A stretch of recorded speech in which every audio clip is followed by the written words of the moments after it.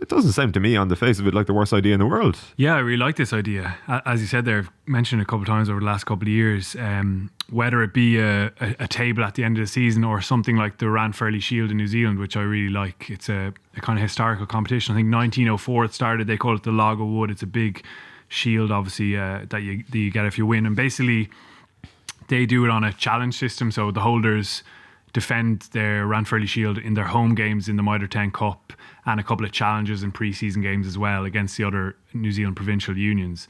And listen, it's not the biggest honour in the game anymore, and professionalism has certainly made its kind of stature dwindle, but it is a nice little historied bit of New Zealand rugby, and certainly the players take a great bit of pride in defending it. I think Auckland have 16 wins and they've defended it, nearly 150 times, I think. And it just adds that little bit extra meaning into other fixtures that could potentially be a little bit meaningless otherwise. So it's something that I've always looked at and enjoyed. I did tally up this season's table from the inter-provincial games. What do you reckon? Who's the champion? We can crown the champions right here because they've played each other in the Pro 14 regular season. And Ulster is that? No, Ulster actually were fourth. Oh, good guess. Yeah, I couldn't have guessed worse. I got you. Yeah, okay. Ulster were fourth, 9 points. Connacht in third, 11 points. Second was Leinster on 19 points. Munster were first on 19 points, but they had points difference advantage, plus 71 over plus 52. So Munster will crown them champs. That's best province in Ireland, undisputed. And the this new is scientific. But it was interesting. I actually thought it was going to be Leinster, to be honest, when I was tallying it up. But even something like that would add, I think, just an extra little layer. Even if it's not as big a deal as Champions Cup or even Pro 14, I think it would be fun for fans and for players alike. Yeah, it's a little bit different, Andy, than the usual token trophies I think we see, like the Lansdowne Cup and things like that, where captains awkwardly have to lift something at the end of a test game. When it's over the course of a season and you're talking about actual local rivals, obviously the rivalry is there anyway and it can be quite heated without a trophy, but why not add something to the mix, I suppose? Yeah, I think it's crying out for it. I mean, we also still have 4 now we call them club sides. We do have 4 provincial club sides with the vast majority of their squads being from the province, which is, there's obviously that parochial element to it. I'd say some opportunistic sponsor should get in behind it as well and maybe try and get it, get the games on terrestrial TV or anything like that to just raise the profile of the tournament as well, because it can be like, they were dead rubbers last week and they're not particularly engaging. But if you have the Inter-Pro title, you have local pride at stake. You've got something to. I mean, I was part of a Leinster team that won it under Matt Williams when it was still alive back, I think it was 01-02. And like we loved the fact that we won the European Cup.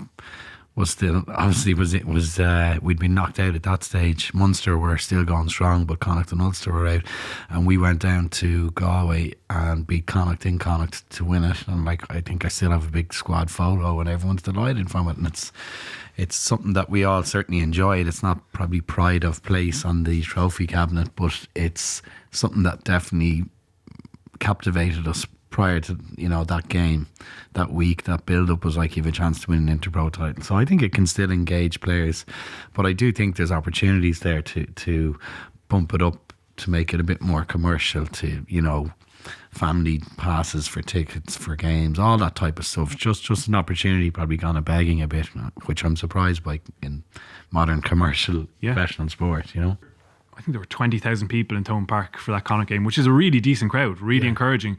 But if you had marketed it as Munster are going for the Inter-Provincial Championship here and may lift a trophy tonight, you maybe get another 3,000, 4,000, even 5,000 through the door. A bit more excitement, as you say, at the end of that game. I don't see the drawback. And we're not trying to disparage. Like, there's no doubt all those players went out with a ferocious rivalry in mind. And certainly the Ulster-Leinster game was really entertaining in the end, and as was Munster and Connacht. But it just would add that extra little bit of meaning to all those fixtures across the board. You think of earlier on in the season, Munster absolutely hammering Ulster down Thome Park. Potentially would have changed the picture slightly there in terms of selection. So I can't really see the negatives.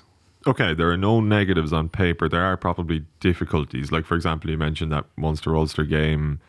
Part of that was probably due to the team that Ulster fielded. On that day, in fairness, they were just so affected by injuries. It wasn't necessarily like a player welfare thing or anything, but We also see inter-provincial games now where one province will line out with basically a second string because that's the program that they're operating under. I might ask you about that first. Like, is it feasible to introduce this hypothetical competition allowing for teams to rest players, or would that dynamic change? Like, I mean, if you've a trophy on the line, are you going to you're not going to rest, say, Johnny Sexton in Thomond Park, are you? No, I don't think so, and that's not really what I was trying to suggest. And I don't think it would change the picture at all. No. I don't think it would be instantly teams like desperately going for this trophy, but I think even on the outside and framing it for fans, it would make it a more attractive proposition. Which is even as well. Over in England in the football, I mean, there's a lot more money involved in that. And it was when I was 7 years old, it was the Milk Cup, then it was the Little Woods Cup, and then it was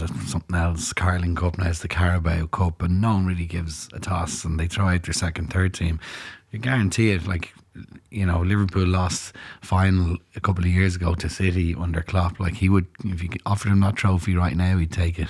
You know what I mean? And any coaches to say they won a bit of silverware with a team, it's not going to change the dynamic if it's 2 weeks before or 1 week before a European game and the head coach wants to rest guys, give young guys a run and get experience. But if you've a chance to get to a final game and win a trophy and be crowned the best team within your country in that competition, you definitely take it. But like, you know, you can gloss over, oh, look, we didn't win the Interpros, doesn't matter. But ask someone who needs a trophy or needs a run of form, would they take it? And they'd bite your hand off.